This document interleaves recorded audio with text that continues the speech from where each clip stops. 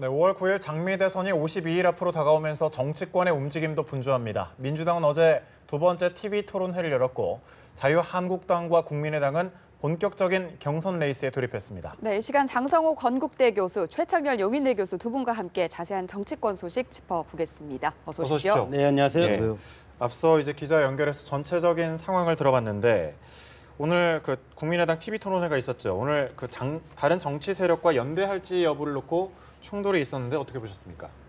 우리가 이제 연대에 예. 익숙한 어떤 정치판 아니겠습니까? 그래서 지역 연대, 세력 연대, 그리고 계파 연대 이런 것이 이제 익숙해져 있는데 지금은 어느 한 세력이 지금 정권을 잡을 수 없는 구도다. 이렇기 예. 때문에 민주당도 연대와 관련돼서 지금 여러 가지 지금 토론이 진행 중이고 국민의당도 마찬가지로 지금 이 연대는 1차 관문 국민의당 후보가 끝난 다음에 과연 민주당과의 연대, 연합 이런 것들을 할 것인가 말 것인가 아주 중요한 그런 시금석이기 때문에 우리가 관심을 갖고 봐야 되는데 예. 어떻게 보면 안철수 의원이 이제 자강론을 지금 주장하고 있지 않습니까? 이런 것들은 안철수 의원 그리고 안철수 후보 같은 경우는 대권이 목표이기 때문에 지금 끝까지 완주하겠다 자강론을 가지고 이번에 안 되더라도 다음에 대권을 위해서 지금은 출마를 하는 것이 좋지 않겠습니까? 그러나 박지원 원내대표 같은 경우는 대선이 목표가 아니고 사실 총선과 다음 지방선거가 목표 아니겠습니까? 예. 이런 차원에서 봤을 때는 일단 호남의 세를 유지하면서 대선 때는 전략적으로 어떤 세력과 유력한 정치 세력과 연대를 하면서 권력 지분을 나누는 그런 전략적인 차이점이 있기 때문에 이번 대선에 국민의당이 과연 분열이 될지 분열이 되지 않을지 그것이 단초가 되는 것이 이 연대론이라고 봅니다. 네, 일단 국민의당은 다음 달 4일에 최종 후보가 결정되게 되는데 국민의당 안팎에서 지금 호남이 전체 판세를 좌우할 변수로 꼽히고 있거든요. 이 내용에 대해서는 어떻게 보십니까? 국민의당 경선이 25일, 26일 날 예. 호남을 하잖아요. 예. 첫날은 광주, 전남, 제주를 예. 이제 광주에서 하고 현장 투표를 그 다음 날 예. 전북을 전주에서 하거든요. 호남에서 양 이틀간 이제 그 현장 투표가 있는 겁니다. 그런데 이번 현장 투표는 민주당의 그 선거인단 등록해서 하는 투표하고는 다르거든요. 그러니까 주민등록증만 있으면 누구나 나가서 투표할 수 있는 거예요. 네. 선거인단 등록이 필요 없다는 예. 얘기죠. 선거인 명부 작성도 물론 필요가 없고 그렇기 때문에 그 양일간의 호남에서의 그 격돌이 국민의당 경선 전체 판도를 좌우할 것 같아요. 네. 그래서 사실 경선 룰을 정할 때도 안철수 전 대표는 가능하면 호남을 좀 뒤로 미루자고 그랬었고 손학규 전 대표는 가능하면 당기자고 그랬습니다. 어쨌든 서로 간에 경선 룰에 여러 가지 타협과 절충이 있었는데 네. 아무튼 호남의 현장 투표에서 이긴다면 분위기 자체가 상당히 바뀔 수가 있거든요. 국민의당 내부에서. 그런 점이 아주 결정적일 것 같고 국민의당이 그 안철수 전 대표의 세력과 호남 세력의 결합 같은 것들로 이렇게 돼 있잖아요. 예. 그 점에서 호남에서 어느 후보가 우위를 차지하느냐가 결국은 전체 판세를 좌우할 가능성이 커 보인다는 겁니다. 네, 일단 뭐 박주선 부의장이 출마하면서 호남 지역에서 안철수 전 대표가 유리해진 것 아니냐 이런 해석 나오는데 이 해석에 대해서 박주선 국회부의장은 지역구가 이제 호남이니까 네. 아무래도 이제 호남의 조직표를 무시할 수가 없겠죠. 손학규 전 대표도 호남에서는 아주 지지도가 좀 강한 편이에요. 다른 지역에 비해서는. 그렇기 때문에 아마 그런 얘기가 나오는 거죠. 이제 호남표를 갈라서 서로 나누는 게 아니냐. 박주선 의원과 손학규 전 대표가 이제 그런 구도인데 글쎄요. 호남의 전략적 투표가 어디로 행할지는 잘 모르겠어요. 그리고 이제 호남에서 역시 안철수 전 대표도 많은 지지를 가지고 있거든요. 그래서 어느 후보의 지지가 많을지 거의 장담하기 어려운 상황입니다. 아무튼 간에 이 국민의당 경선은 이제 일반적으로는 안철수 전 대표가 압도적으로 유리할 거다. 뭐 여론조사도 우위로 나오고 있죠, 지금. 예. 그럼에도 불구하고 제가 호남의 경선을 말씀드렸습니다만 호남에서의 이 승부를 봐야지 할 것 같아요. 어떻게 될지 완전하게 안철수 전 대표의 아주 압도적 우위다라고 얘기할 수는 없는 상황으로 생각을 합니다. 네. 예. 자유한국당의 경우 오늘 오후 잠시 뒤겠죠. 네. 대선 후보 1차 컷오프 대상자에서 예비 후보를 이따가 이제 발표를 하게 되는데 대상자 어떻게 예상하십니까? 뭐 과거 예. 신한국당 시절에 구룡을 연상하듯이 지금도 9분이 이제 출마를 했는데 이것도 역시 지금 핵심은 박근혜 전 대통령을 중심으로 지금 나뉜 것 같습니다. 예. 어떻게 보면 친박 대 비박의 싸움이 되지 않을까. 그래서 비박의 핵심은 지금 홍준표 네. 경남지사가 지금 비박의 핵심으로 떠올라서 지금 현재 1위 아니겠습니까? 그리고 2위로 지금 치고 올라오신 분이 김진태 의원. 예. 이분이 태극기 집회에서 상당 부분 많이 노출이 됐기 때문에 태극기 집회를 중심으로 한 어떤 지지층, 핵심 지지층에서는 김진태 의원을 지금 상정하는 것 같고, 이분은 어떻게 보면은 박근혜 전 대통령을 지지하는 친박의 핵심이라고 볼 수가 있고, 물론 이제 윤석열 의원도 지금 나오고 싶은데 지금 당원권 정지가 돼 있는 상태이기 때문에 이번에 못 나오고 대타로 김진태 의원이 지금 이제 네. 출마를 해서 이 양강 구도로 갈 가능성이 상당히 많지 않을까. 물론 지역적 기반을 보면 김관영 경북도지사 이분도 뭐 마찬가지로 친박이지만, 그러나 지금 어차피 대선은 전국적인 이미지가 가장 중요하지 않겠습니까? 그래서 전국적 이미지로 지금 떴고, 그리고 최근에 노이즈 마케팅, 막말이라든가 뭐 여러 가지 그런 것을 했을 때 홍준표, 네. 김진태 두 분의 어떤 노이즈 마케팅이 일정 부분 상당히 쟁점화하는 데는 성공했다고 봅니다. 네, 말씀하신 양강 구도로 간다면 누가 최종 그 자유한국당의 간판으로 등판할 걸로 예상을 하십니까? 지금 이제 강성 친박을 대표하는 김진태 의원. 예. 사실 김진태 의원은 이번 탄핵 정부에서 뭐 사실상 그 촛불 집회에 참가하는 그러한 시민들의 입장에서 볼 때는 이해되지 않는 발언들을 굉장히 많이 한 후보고, 홍준표 지사는 비박입니다, 비박. 친박이라고 볼 수가 없죠. 그리고 박근혜 전 대통령을 일단 머릿속에서 이젠 지워야 된다 이런 발언도 했거든요, 최근에. 따라서 이제 강성 친박 대 비박의 대결 구도다. 우리 지금 뭐 말씀하신 것처럼. 근데 이게 아주 재밌는 게 지금 바른정당이 분당에서 나갔잖아요. 그래서 현재 자유한국당은 사실상 친박의 조직력이 굉장히 우세할 겁니다. 그러면서 볼 때 홍준표 지사가 지금 이제 지지율은 높게 나오고 있는데, 네. 여론조사에서 이 지지율대로 꼭 간다라는 보장도 없을 것 같아요. 일단 친박의 조직력이 이제 우세하다고 본다면, 게다가 이번에 이제 경선 룰이 5대 5예요. 책임당원의 그 투표, 현장 투표 네. 50%, 일반 국민 여론조사가 50%거든요. 5대 5라는 얘기는 그만큼 친박의 조직력이 굉장히 중요하다는 얘기거든요. 네. 그렇기 때문에 지금 홍준표 대 지금 뭐 다른 후보들도 나름 선전하겠습니다만, 적어도 지금은 이제 그렇게 구도가 잡힐 것 같다라는 예. 얘기입니다. 또 하나 중요한 게, 이게 전체적인 구도로 볼 때 만약에 강성 친박이 후보가 되면요, 바른정당이 이 자유한국당과 연대할 명분이 상실돼요. 그렇죠. 그리고 만약에 홍준표 지사가 자유한국당의 후보가 되면은 바른정당과 어쨌든 이른바 범보수 후보 단일화 같은 것들을 모색할 수가 있는 거거든요. 그래서 자유한국당 후보들의 지지율이 미미하다 하더라도 김진태 의원이 후보가 되느냐, 홍준표 지사 또는 다른 사람이 후보가 되느냐에 따라서 지금 현재 5당 체제에서의 선거구도 전체의 판세가 달라질 수 있다는 면에서 아주 자유한국당의 이 경선은 중요하다고 보여집니다. 네. 예. 그 앞서 이제 홍준표 지사가 앞선 뉴스에서 대선 선언하는 것을 이제 현장 연결을 해봤는데 네. 서문시장에서 했거든요. 네. 어떤 의미로 볼 수 있을까요? 본인은 친박이 아니고 비박의 어떤 대표성을 지금 가지고 예. 지금 이렇게 선거구도가 됐지 않습니까? 네. 근데 본인이 또 얘기하기는 거기서 초등학교, 중학교를 거기서 다녔기 때문에 나도 서문시장의 주인이 될 수가 있다. 예. 서문시장 얘기할 수 있다. 이렇게 얘기하는 것 아니겠습니까? 여러 가지 측면이 있다고 봅니다. 정치라는 것은 어떻게 상징성이 상당히 중요하기 때문에 서문시장의 섬으로서 박근혜 전 대통령이 탄핵은 당했지만, 그리고 박근혜 대통령을 완전 배척하지는 않고 그 세력과 앞으로 정치를 같이 하겠다는 그런 정치적인 상징성, 예. 이것을 지금 보여주는 것 아니겠습니까? 그런 의미에서 서문시장 의미가 상당히 크고, 친박의 어떤 지지하는 당원들도 앞으로 나를 또 지지해서 그럼 우리 같이 앞으로 보수당을 이렇게 세우는 그런 서민정당으로서 같이 가겠다.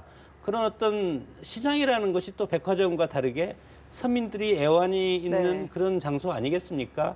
그렇기 때문에 정치인들이 때마다 재래시장을 찾아가서 하는 것들, 서민적인 이미지 플러스 친박의 핵심의 어떤 본거지, 예. 이 두 가지 양수 겹장의 그런 것을 오늘 한 것이 서문시장의 의미라고 봅니다. 네, 각 당의 지금 대선 준비 상황을 짚어보고 있는데 이번에는 바른정당을 좀 짚어보도록 할게요.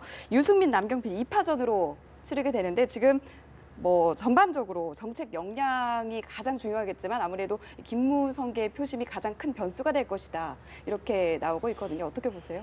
지금 김무성 전 대표가 예. 여전히 그 바른 정당 내에서 상당한 세를 가지고 있어요. 뭐 예. 굉장히 중요한 얘기죠. 어느 쪽으로 이제 그 표심이 실리냐의 문제인데, 그 전에 유승민 의원이 참 지지율이 안 올라요. 남경필 지사도 마찬가지고. 특히 이번에 탄핵이 만약에 인용되면은 이제 바른 정당의 지지도도 오르고 자신들의 지지도도 좀 이제 오를 거란 기대가 좀 있었는데 전혀 그렇지가 않아요 지금. 그러다 보니까 이 바른정당이 지금 결국은 연대로 갈 수밖에 없는 거 아니냐 이런 자꾸 얘기가 나오는 네. 것이고 정운찬 전 국무총리도 바른정당 행이 또 이제 무산된 것 같습니다. 그러다 보니까 지금 남경필 지사, 유승민 의원 둘 이제 그 대선 주자로 뭔가 이제 대선의 분위기를 띄워보려 하는데 이게 잘 안 되는 거예요. 네. 그래서 김무성 뭐 전 대표의 표심이 어디로 향하지는 알 수 없겠으나 지금 그게 더 중요한 게 아니라 결국은 나중에 어떻게 연대해 나가냐가 지금 이 바른정당에 주어진 이제 과제입니다. 그래서 네. 결국은 제가 아까 말씀드린 것처럼 자유한국당 후보와 연대할 수 있느냐, 자유한국당 후보가 누가 되느냐에 따라서 그것은 달라질 수가 있겠죠. 그리고 현재 안철수 전 대표는 뭐 자강론이라고 이른바 연대에 대해서는 좀 소극적이긴 합니다만 예. 결국은 전반적으로 볼 때 이번 선거의 가장 큰 특징은 전체적인 정치공학적인 구도의 문제가 선거의 승패를 좌우할 가능성이 커요. 네. 2010년도에 지방선거 같은 경우는 무상급식이라는 그 이제 프레임이 그 승패를 좌우했고, 그다음에 지난 대선과 총선의 경우에는 19대 총선, 18대 대선을 얘기하는 겁니다. 2012년도. 예. 그때 뭐 경제 민주화나 복지 이런 이슈, 이런 프레임들이 작동했는데 지금 이제 그런 쟁점축이라는 게 정책적인 쟁점축이 아직은 등장하지 않고 있거든요. 결국은 이제 구도의 문제란 말이죠. 네. 그래서 이제 국민의당과 바른정당이 어떻게 연대할 수 있느냐. 이 부분이 다시 또 뭐 김정인 전 대표라는 변수도 있잖아요. 같이 연대해서 그야말로 문재인 대 비문재인, 문재인 대 반문재인 구도가 형성되느냐, 양강 구도가 되느냐. 예. 그렇지 않고 이제 범보수 후보가 단일화해서 바른정당이 저쪽 그 자유한국당하고 같이 범보수 후보를 단일화해서 다자 구도가 되느냐. 예. 이러한 것들이 전반적으로 이번 대선의 가장 큰 변수일 것 같아요. 그러면서 네. 볼 때 바른정당이 누가 되더라도 결국은 연대를 모색하지 않을 수 없는 그런 상황이라고 보여집니다. 네. 우리 이제 최창렬 교수님 말에 이제 한 팁을 좀 더 보태 보면 김무성계 표심만 관련해서 보면 네. 김무성 전 대표는 신한국당 아니 한국당과 앞으로 정치를 같이 할 수 없다는 판단을 할 겁니다. 어차피 박근혜 전 대통령 탄핵에 앞장섰고 그리고 그 뛰쳐 나오는데 가장 앞장선 분이 김무성 전 대표 아니겠습니까? 네. 예. 이런 상황에서 봤을 때 유승민 의원 같은 경우는 합당이 가능하다는 쪽이죠. 친박의 소수만 빼고 그러나 친박의 소수를 빼고 합당할 수는 없을 겁니다. 앞으로 대선이 끝나면. 그리고 남경필 지사 같은 경우는 합당을 하지 않겠다는 것 아닙니까? 그래서 김무성 전 대표의 입장에서 보면 남경필 후보가 당 대표가 되는 그런 상징성을 원하는 구도가 될 가능성이 상당히 크다고 봅니다. 예. 네. 민주당을 살펴보면 여론조사에서 후보 적합도에서 문재인 전 대표가 41.9%의 지지율로 앞서고 있습니다. 그 실제 경선에서 과반 이상 득표할 제보가 또 관심사인데요. 글쎄요, 그 예. 결선 투표가 있느냐 없느냐의 얘기잖아요. 예. 결선 투표로 가게 되면은 또 다른 이제 여러 변수가 생길 수가 있는 건데 지금 이제 여론조사를 보면요. 민주당의 지지자들만을 대상으로 한 이제 여론조사하고 일반 국민을 대상으로 한 여론조사가 좀 다르게 나오는 게 민주당 내 후보 적합도에서 볼 때는 전체적으로 볼 때는 안희정 지사와 문재인 전 대표의 격차가 좀 이렇게 좁혀지는 예. 측면이 있고 민주당의 지지자들만을 대상으로 이제 민주당 내 후보 적합도 보면 역시 문재인 후보가 압도적으로 이제 안희정 지사를 이기는 게 일반적인 여론조사들이거든요. 결국 이제 그런 점으로 밀어볼 때 경선의 규모가 굉장히 크잖아요. 200만 예. 이상이 네. 되는 이제 국민 완전 자유경선이잖아요. 그런 걸 밀어볼 때는 뭘 이렇게 조직표나 이런 것보다는 전체적인 그 지지율, 전반적인 여론조사 지지율과 비슷하게 갈 가능성이 좀 커 보여요. 네. 그래서 결선 투표의 가능성도 여전히 있으나 의외로 1차에서 저는 안희정 지사를 50% 이길 가능성도 굉장히 높다고 생각합니다. 사실상. 네. 만약에 이제 결선 투표 가면 또 어떻게 될지 그것도 그때 문제인데 예. 전체적인 민주당 내 지지자들이 역시 중요한 그 변수라고 본다면은 네. 제가 아까 처음에 말씀드린 그러한 이유로 해서 저는 아직은 뭐 예단할 수는 없어요. 그러나 네. 굳이 얘기를 저보고 하라고 하면 50% 이상이 될 가능성이 좀 높다고 좀 네, 봐요. 일단 결선 투표로 그럼 간다면을 전제로 좀 얘기를 나눠본다면 예. 항상 당 후보 경선 볼 때 극적인 역전이 가능하느냐 이 부분이 가장 큰 관심이잖아요. 만약에 가게 된다면 민주당 경선에서 이런 역전 가능성에 대해서는 어떻게 보십니까? 결선 투표에 가는 것이 저는 민주당이 사는 길이라고 봅니다. 물론 지금 문재인 전 대표가 대세론을 형성하고 있지만 경선 흥행에 도움이 되지 않는 결선 투표가 없어진다면 민주당이 그만큼 앞으로 시너지 효과가 많이 줄어들기 때문에 후발주들한테 추격을 허용할 가능성도 있다고 보기 때문에 결선 투표가 있어야 된다고 보는데 결선 투표가 된다고 됐을 때 그러면 지금 문재인 전 대표는 적폐청산의 어떤 선명성을 강하게 내세우고 있고, 그리고 이번 안희정 후보 같은 경우는 대연정 아니겠습니까? 예. 선명성과는 대척점에 있는 겁니다. 네. 그리고 세 번째 이재명 성남시장도 오히려 문재인 전 대표의 적폐청산보다 훨씬 더 앞으로 가 있는 선명성, 네. 강한 선명성을 주장하고 있기 때문에 네. 그러면 1등, 2등이 결선 투표로 가면 문재인, 안희정 후보가 가지 않겠습니까? 그럼 여기에서 결선 투표에서 역전이 되려면 이재명 성남시장의 표가 안희정 후보한테 다 갔을 때 네. 이것이 가능한데 이재명 성남시장의 표는 문재인 전 대표의 표랑 중복됩니다. 그렇기 때문에 결선 투표 가봐도 오히려 문재인 전 대표가 여유 있게 낙승할 가능성이 상당히 크다는 것이죠. 네. 과거에 우리가 김대중, 김영삼, 이철승 씨가 신민당 정당대회에서 맞붙은 적이 있습니다.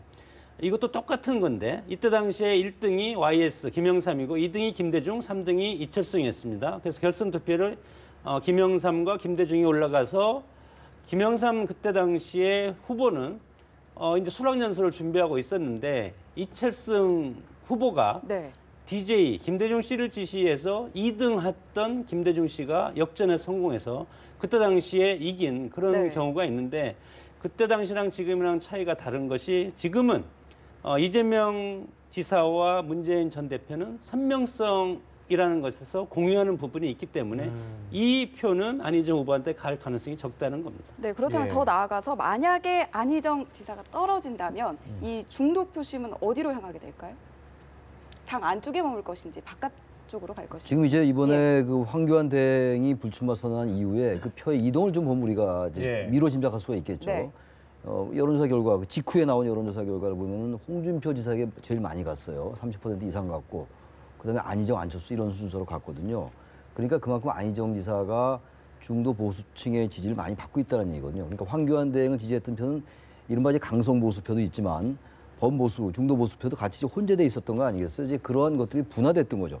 황교안 대행을 지지했던 표의 분화가 이제 그렇게 이루어진 건데, 따라서 그러한 논리라면은 안희정 지사, 만약에 안희정 지사가 만약 그 민주당 경선에서 낙선하게 된다면, 예.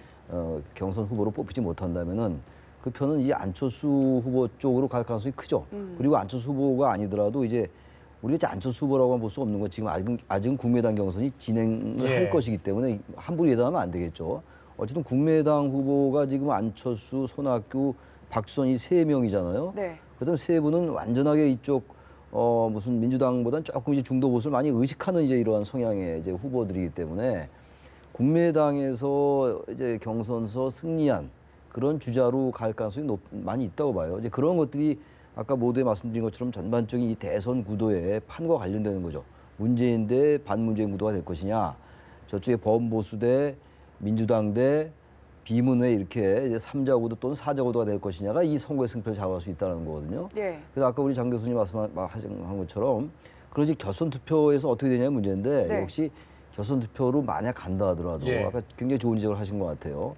이재명 시장과 문재인 지사의 약간 지향점이 같아요. 선명성 쪽에 많이 이제 방점을 찍고 있기 때문에 결선 투표를 간다 해서 꼭 안희정 지사에게만 유리하다 할 수 없어요. 물론 반대의 경우도 있을 수가 있어요. 예. 다시 이제 중도 보수표가 다시 안희정 지사한테 쏠린다면은 결선 투표 가서 안희정 지사가 이길 수도 있겠죠. 그러나 아직 여러 가지 경우의 수는 있는데 어쨌든 전체적으로 볼 때 이번 선거는 다시 강조합니다만 이 선거 구도가 좌우할 가능성이 굉장히 커요. 예. 어떤 정책이 두드러져서 이 정책을 가지고 서로 이제 지향점을 가지고 경쟁하는 구도가 아니라는 점에서 전 이번 선거 너무 정치공학적인 연대 구도로 가는 건 바람직하지 않아 보인다는 겁니다. 그래서 네. 우리가 이제 주로 이런 여러 가지 그 대담들에서 지나치게 분석만 하는데 어떻게 어느 방향으로 가야 될 것인가를 우리가 좀 지적을 좀 해줄 필요가 있을 것 같아요. 네, 예를 들어서 적폐청산과 연대가 이게 완전히 상호 대립적으로 갈 필요가 사실 없는 거거든요. 예.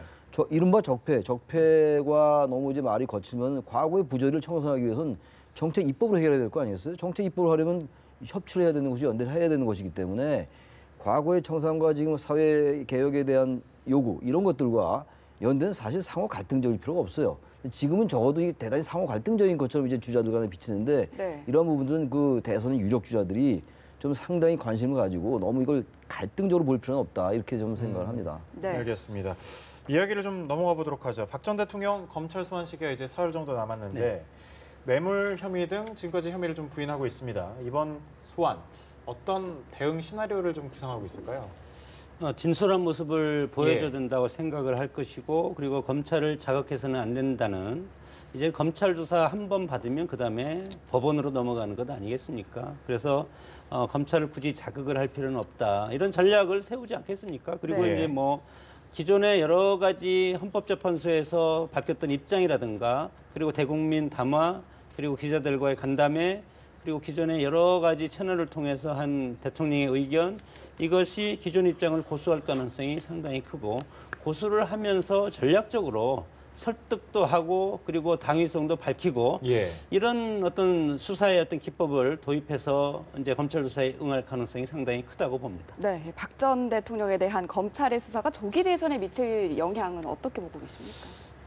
그래서 이런 분석들은 하죠. 박근혜 전 대통령이 이제 수사를 받게 된 예. 모습이 보이고, 그리고 포토라인에 쓰는 모습이 만약에 국민들이 보게 된다면 이른바 이제 동정심 때문에 네, 보수층의 보수와 표에- 결집한다라고 얘기하는데 예. 그야말로 좀 도식적인 면이 좀 있는 것 같아요.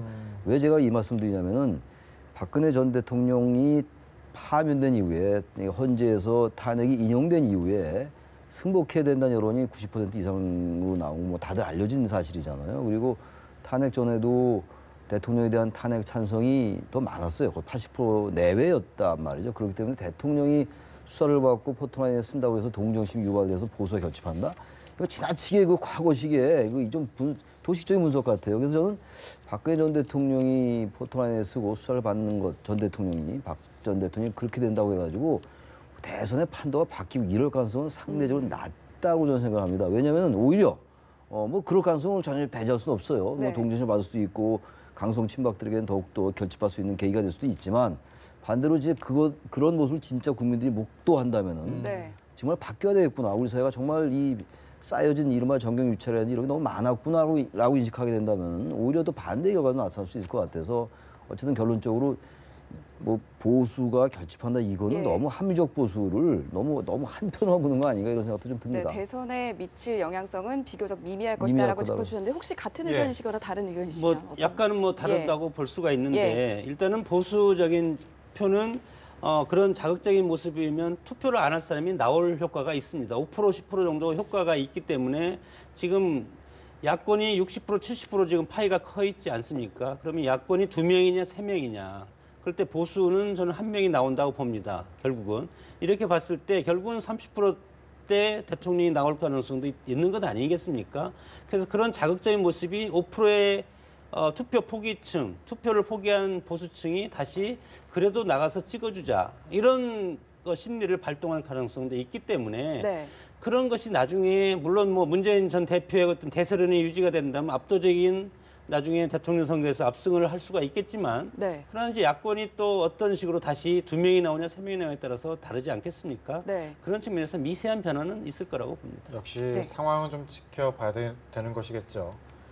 네, 장성호 건국대 교수 그리고 최창렬 용인대 교수 두 분과 함께 말씀 나눠봤습니다. 고맙습니다. 네, 고맙습니다.